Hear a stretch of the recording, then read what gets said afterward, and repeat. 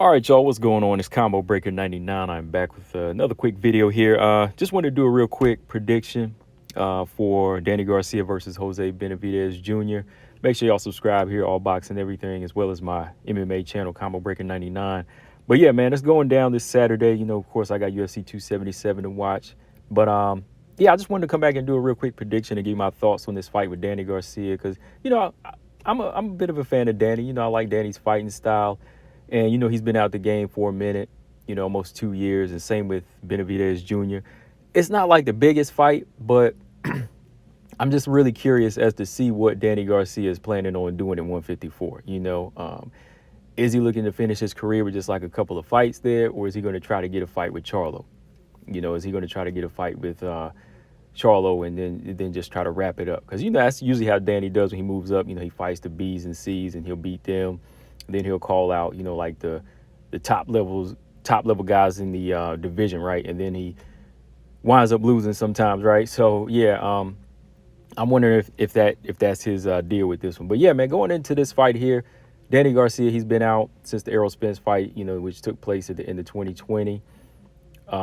He hasn't really put together like the same type of winning streak he has like at 140, because Danny Garcia, though he is a hard hitter and he can box, he doesn't really have those gifts that, like I said, like I've been saying this about Danny for about 5 or 6 years now since I've been following his career, longer than that. But like Danny's always had like, the power and some very good skills as far as, how he can slip punches and fight on the inside and, back guys up.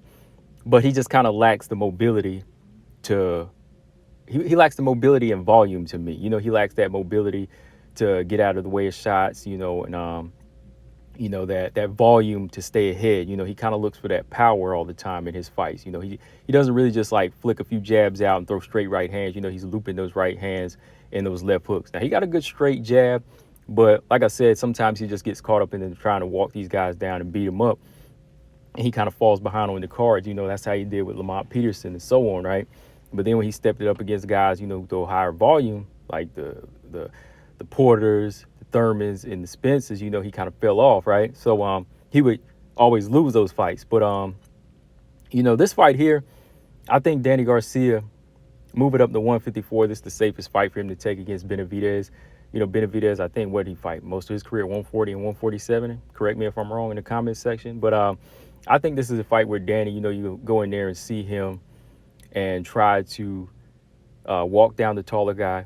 He's about 2 inches taller, right? I think, yeah, about 2 inches taller Benavidez is. You're going to see him walk Benavidez down, close down that reach and try his best to work that body. He's going to want to take away the footwork and the volume away from Benavidez, because Benavidez, he'll throw more combinations than Danny Garcia will. And because that's how he did against Crawford. He threw a few more shots. But, I know Danny, his game plan here is to try and close distance against the taller, longer fighter and just work that body until he can get to the, till he can land that big shot, till he can, get that big chin shot off with his left hook. And I know one question we want to have answered in this fight is, will Danny's power carry up? Will it carry up? Danny Garcia, he always was kind of a, good size welterweight.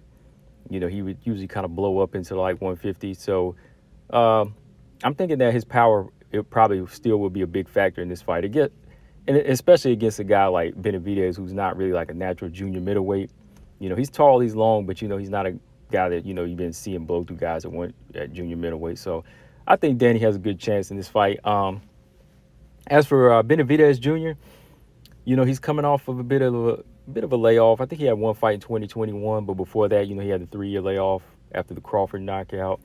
He had some issues with the leg. I remember he'd been shot in the legs. Everybody's calling him Jose One Leg Benavidez now, right? So Benavidez, to me, he's gonna have to make sure that his legs are good.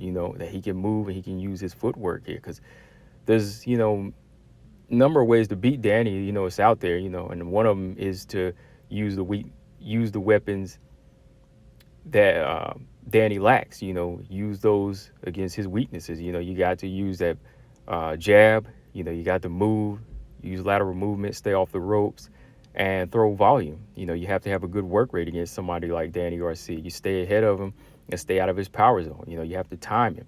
Danny has good timing, though. That's another thing. You know, Danny has good timing. So if you do try to outbox Danny, you have to be careful because Danny will sooner or later figure out your 1-2 or how you step in and out, which he even tried to do a few times against Errol Spence. You know, when Errol would step in, he did land off a good left hook on Errol a couple of times. You know, nothing too big, but you can just see you just see the timing in Errol in Danny Garcia. So to me, Jose Benavidez, you know, you got to see him stick that jab out. I want to see him throw more combinations and just stay out of the pocket with Danny Garcia. You know, don't want to take a chance, even though this is Danny's first fight at 154.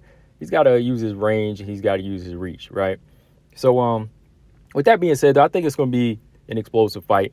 Not, like I said, not anything great that I'm looking forward to, but I don't see it going 12 rounds. So I'm going with Danny Garcia probably by like a fourth or fifth round knockout, maybe like mid round knockout. And I know when Danny wins this fight, he gonna be feeling himself and he gonna be trying to call for Charlo because you know there's no other belt holders in this division. Charlo has them all, so he's gonna be looking to get that 154 title shot.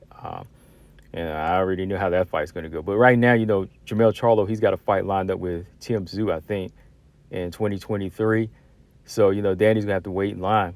Until then, you know, this means Danny's gonna have to fight more of these other 154 pounders just to prove that he really is in the weight class. Because beating Benevidaz doesn't mean you're a real true junior middleweight, right? He's got to beat this guy, maybe fight a Lara, and then maybe fight a Castano himself, right? So then he can get that big fight he wants. But yeah, let's see how this turns out Saturday, guys. Let me know in the comment section you got winning this. I got Garcia by KO in the mid rounds. Combo Breaker 99. Make sure y'all subscribe. All boxing everything. I'm out. Peace.